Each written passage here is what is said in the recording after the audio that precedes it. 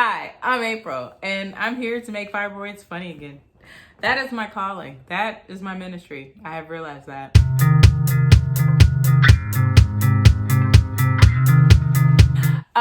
So I want to tell you how my 2020 ended with a bang. Literally. Yeah. Picture it. December 16th, 2020. Okay, first let me back up. Let me explain what I've been dealing with, what my body has been going through with these fibroids, okay? With my fibroids, they're innocent tumors, okay?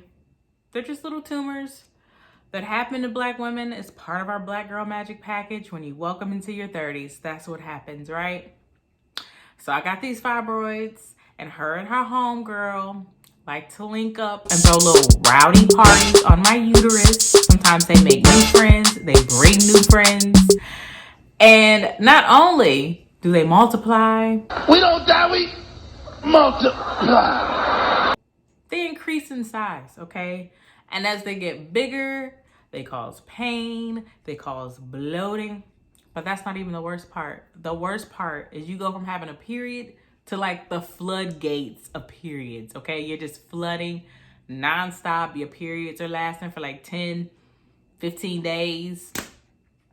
And when that happens, you become anemic. Who the oily skin problems. Okay, back to this trill life. Yeah. So you're anemic, okay? When you're anemic, your iron is low, your hemoglobins are low, and I'm pretty much a hemoglobin expert now, okay? Well, we're gonna get to that. So I've had surgery for fibroids. I've been dealing with this for years. I had surgery 2 years ago. I thought I had a lot more time to buy me some more time to not have to go through these symptoms again. And what happened was a couple weeks ago, I started having familiar symptoms, but I didn't recognize them at first. Because some of the symptoms with anemia is fatigue, tired, but we're all tired. Like 2020 wore us all out, okay? Also shortness of breath, chest pain. Those were the top 3 symptoms I was having. So to have all those symptoms in the middle of a panoramic, I was like, Lord, I got COVID. Or as my mama said, the Rona is on her. So I thought I had coronavirus. Like that's legit was my first thought. Then December 16th, that morning, I was like, you know, I've had 2 wild periods back to back. I think I'm having some issues related to my anemia. So I tried to get a doctor's appointment. Nobody was taking appointments that day. So I was like, you know what? I need to get some more iron supplements. I need to try to go to urgent care if I can because something is off. So I leave my house. Now, I only live like 5 blocks from the subway. I couldn't make it to the subway. I'm a few feet from the subway. And as I try to take a step, everything starts closing in. My body starts to shut down. Like I feel like I ran a marathon. And I've never felt like this before. I've never had my body be like, we're done. So I stopped right there and I was like, okay, let me try to catch my breath. Because at this point, I'm dizzy. I'm out of breath. I don't know what happened next. All I know is I fell. I fell straight back, okay? Landed on my head. And I do remember like feeling the impact of the concrete on my head. I do remember that. But I still didn't know why I was on the ground. And all of a sudden, this man runs over and he's like, ma'am, you just fell. Your eyes are in the back of your head. Are you okay? Oh my God, you're out of it. And I was out of it. And y'all, I'm laying there like, Oh, it's the worst one. This is a big one. I'm dying. You never know when your time is up, okay? And I was like, this must be how I'm going out. Just in the middle of Harlem, on the street. And this guy, I hear him on the phone, and he's calling 911, and I guess he's an ex-cop, because he's telling them, you know, I'm an ex-cop, and he's giving them the description. He was like, yeah, she 30. No, late 30s. Y'all, that is when I came to. All of a sudden, I sit up. I'm like, excuse me? Are we out here guessing exact ages? What is happening? Like, I was like, I'm moisturized, okay? I am forever 33. Okay, out of everything that happened to me, like, that was the real tragedy of this whole thing. But he does that, but real talk, I'm so appreciative of that man. And there was also another couple. It was 3 people that helped me out that day. It was another couple. This woman, I don't know if it was her husband or her boyfriend, but her partner ran to get help. And she was right there with me. She was like, I'm not leaving. I am right here with you. Do you need anything? You know, like, she was just trying to talk me through it. And, you know, he's, you know, waiting for the ambulance. The ambulance came pretty quickly. He was yelling at people like, she over here, like trying to get, you know, guide the truck. He's cussing out people and cars to move out the way so the ambulance could come get me. So I get in the ambulance. I've never been in the ambulance before and had to go through this experience. But again, I'm grateful for the people that helped me in that, because it's New York City. Like, if that had been rush hour and I was laying on the ground, people would have just walked right over me like, ooh, what happened to her? And kept going. Like, no one would have paid me any attention. Like, in New York, they'll step over your dead body. They don't care. So I'm in the ambulance and they're taking my vitals. And I was a little scared to go to the hospital because I'm like, hey, nobody wants us to go to a hospital when numbers are surging and there's like a new strain.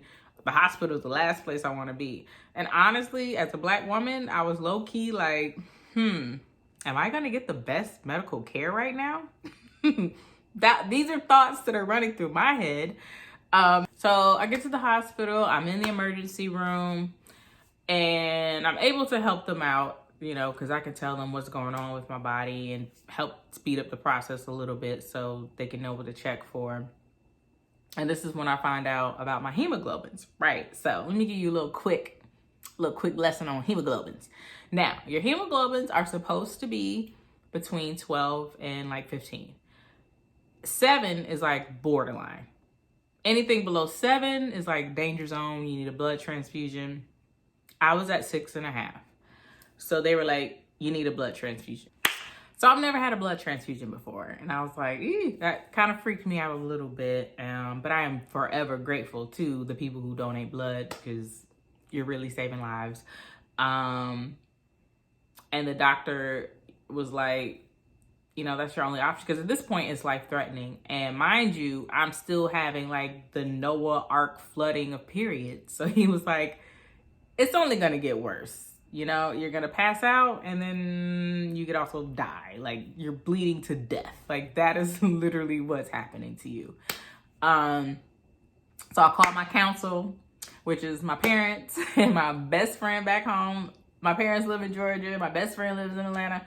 But I'm calling them like, okay, this is what's happening. And my best friend, she's a medical worker, respiratory therapist. So she was like, take the blood transfusion. You have no option. My dad was like, I've been researching hemoglobins and you should do it. My mom's like, well, now your dad is the hemoglobin chief. So as the chief of your hemoglobins, he said you need to do it. Like, they're at home Googling. And so, yeah, I do the blood transfusion. And like after 15, 18 hours in the emergency room, I was, you know, then admitted to stay over in the hospital. I had to stay overnight. And having a blood transfusion. And after all that, all I have to say is hospital food is so nasty. Like, y'all still don't make good hospital food. Like, what is going on? Shout out, I think her name was Shaniqua. She was my clinical technician in the hospital. Let me tell you, she lifted my spirit. She was making me laugh. I needed her. And thanks to everybody at New York Presbyterian, because everyone was like on it. I met so many different doctors, like gynecologists, that were giving me advice and that were very helpful in the situation. What else?